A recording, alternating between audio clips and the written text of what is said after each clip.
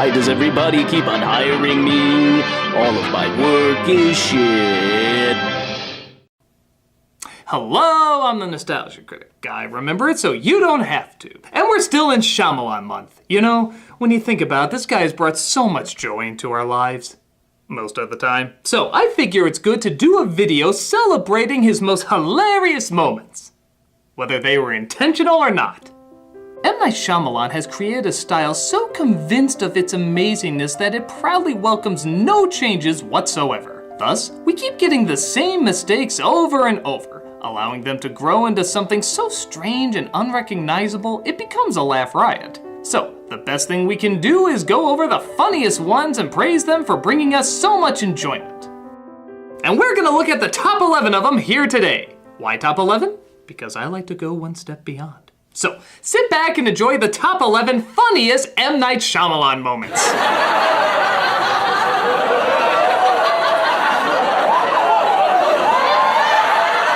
Number 11. The ending to The Visit.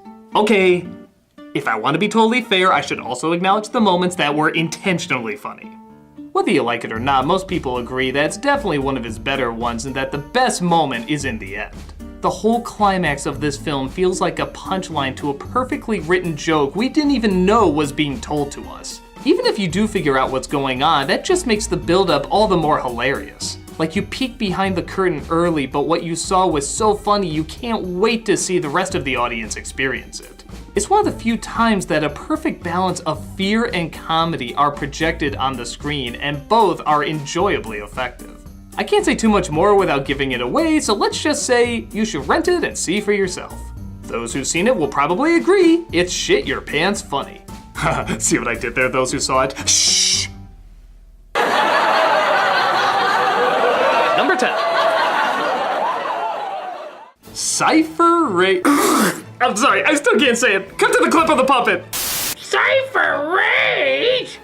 It's hard to say whether this was Shyamalan's fault or not, as Will Smith took over a lot of the writing for this film, but nevertheless, the name of Smith's character in this cinematic bomb after Earth has got to be one of the silliest things ever. How could anybody say that name and continue a sentence with any seriousness? If you're a Mystery Science Theater 3000 fan like me, you immediately start quoting this. Ridge, large meat. Flint, Iron Stag. Bolt, Vanderhuge. There's plenty wrong with this movie, but by far there is nothing funnier than just the mere mentioning of the stupidest name ever put in his films.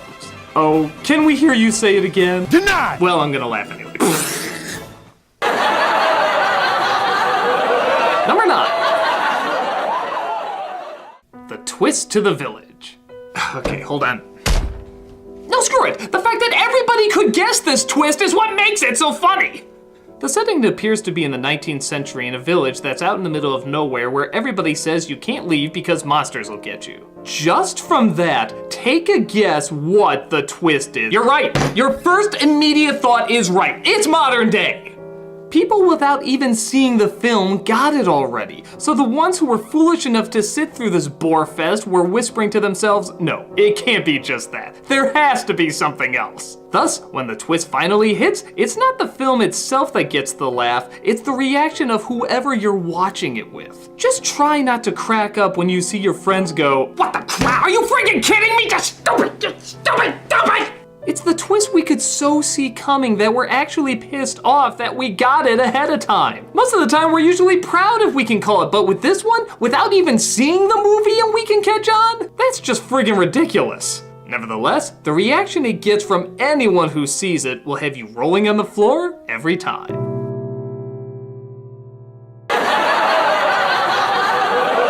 Number 8. This dumbass scene. Yeah, bet you didn't know these bending masters have all these abilities reduced down to the equivalent of tapping someone on the shoulder and appearing behind the other shoulder. This is supposed to be a giant epic battle and we get this thrown in? How can you not laugh at something so dumb? No, that's it. Stupid. Number 7. The kids from Signs.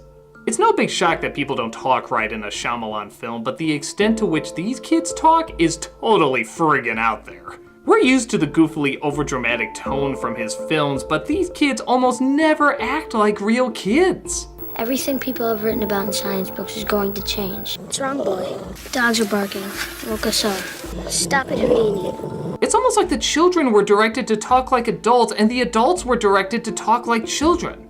The history of the world's future is on the TV right now. Who says things like this? You can't totally blame the kids though, as most actors have to place a lot of trust in their directors, and Shyamalan has led pretty good actors astray before. Just imagine the last time you heard a little kid speak like this. We need to record this so you can show your children this tape and say you were there. For your children, Bo. And you'll realize how hilarious this all is. Let's face it, Haley Joel Osment, they ain't. I see dead people. I see dumb writing. Number 6. Hot dogs. I know, I just went into this with the Happening review, but I'm sorry, it deserves to be repeated. This is one of the silliest out-of-nowhere lines in a movie. Everybody's on the run, people have to travel fast, and suddenly this incredibly important line is dropped. You know, hot dogs get a bad rap. They got a cool shape, they got protein. You like hot dogs, right? Are you just setting up that he's quirky? Like you tried to do with all your characters? Well, here's your quirk, Shyamalan. You can't write quirky! And thank God, because if he could, we wouldn't have something as laughably ridiculous as this scene. You like hot dogs, don't you? Oh, and you wanna know what the punchline to this whole thing is? Get the mustard? Get it? Because he likes hot dogs! Did we make that clear? That he likes hot dogs? We can play it again! What else can you say but hot dog? Get the mustard?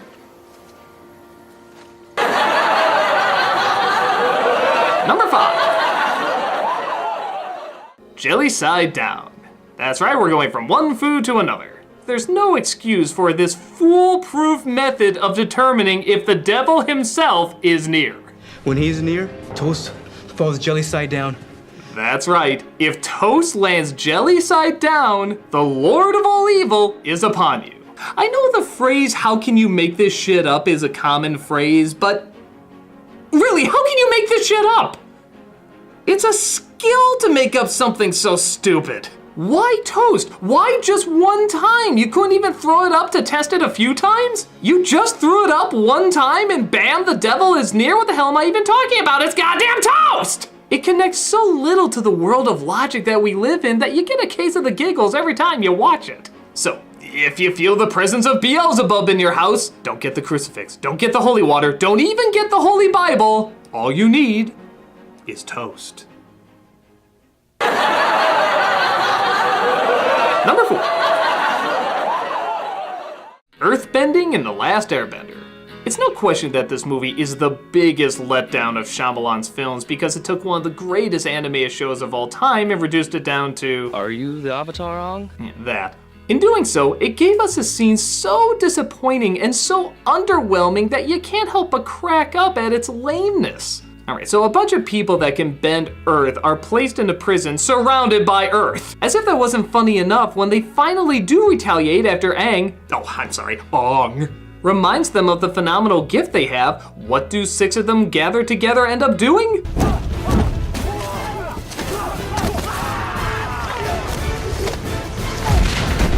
Even if you don't know that the earthbending on the show has done so much more, the mere buildup of these guys marching towards them just to fling a pebble at them is phenomenal. Look at that, it wouldn't crush Wile E. Coyote, it's so measly. I'd say Boulder Dash if I actually got to see a Boulder Dash.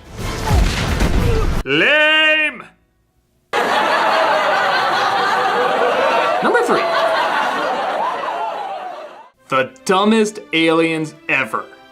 Everybody in science is supposed to be terrified of these creatures from another world, but when you really analyze why, you find there's very little threat to them. Not only do they pointlessly graffiti our cornfield, not only do they set all their attention on this one farm that poses no threat, not only do we find out their weakness is water, which covers the majority of our planet, not only did they bring no weapons to fight our race at all, but the one thing these aliens are always thwarted by is wood. Yep, Whether it be a wooden door, a wooden board, pretty much anything from a chopped up tree will stop them in their tracks. If I told you there was an evil force that wanted to kill you and its only weakness was water and wood, you'd be as intimidated as, well, earthbenders imprisoned by Earth. This is no doubt the most pathetic invasion that has ever taken place. I'd be more afraid of a spider climbing up my drain than these jokers. Still, their inability to do, well, anything is certainly one to keep you chuckling.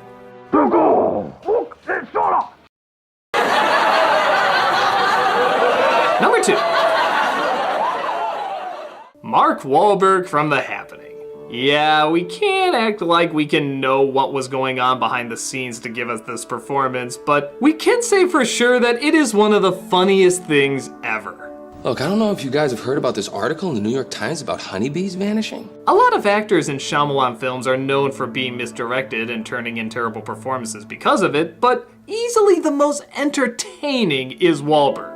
If you somehow combined a lost toddler with a lost dog and made it obsessed with science for some reason, this is what it would act like. I was in a pharmacy a while ago. There was a really good-looking pharmacist behind the counter. At first you think, maybe it's because he's a teacher. I mean, a lot of times teachers have to talk in an exaggerated tone, even to high schoolers. But as the film keeps going, you realize this is his whole performance. Toxin?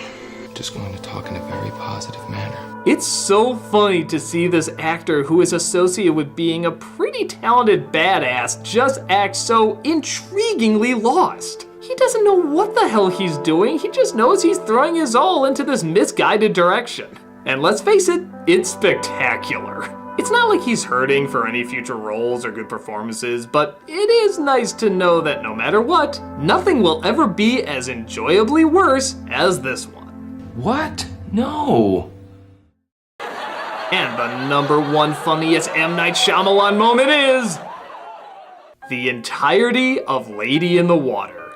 Okay, so everyone likes to say that The Happening is the best so bad it's good Shyamalan movie. Well, to them I say, did you even see Lady in the Water?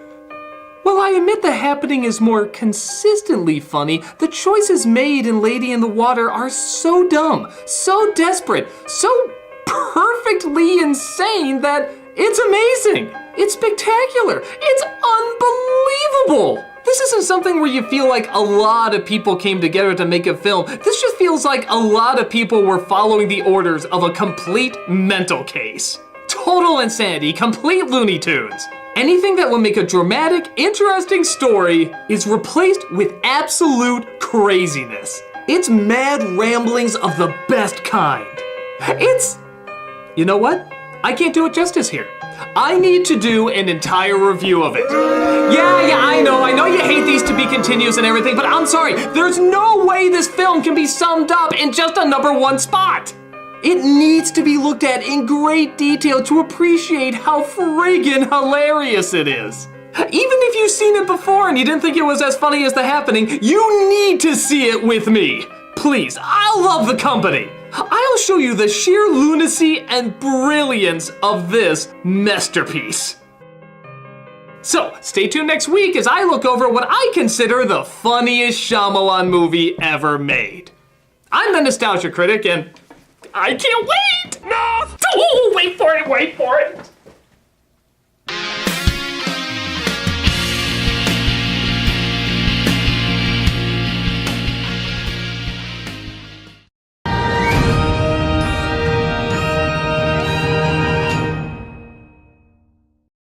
Hey, Doug Walker here doing the charity shout out, and this week we are doing the Shriners Hospitals for Children. These are hospitals spread out all across the United States, Canada, and Mexico, providing advanced care for children with orthopedic conditions, burns, spinal cord injuries, and cleft lip and palate issues. If you look at their YouTube channel, you can see all the children that have benefited from these good places and how much they've done. And on a side note, you should definitely check out the YouTube videos because of this one kid named Alec. He's like the main spokesperson for them, and by God, he's freaking adorable. They got a little boy who's really good at talking to the camera. And it's that kind of positive energy these places constantly turn out. This nonprofit relies on the generosity of donors like you. So please, definitely take a look and see the good you could be contributing to.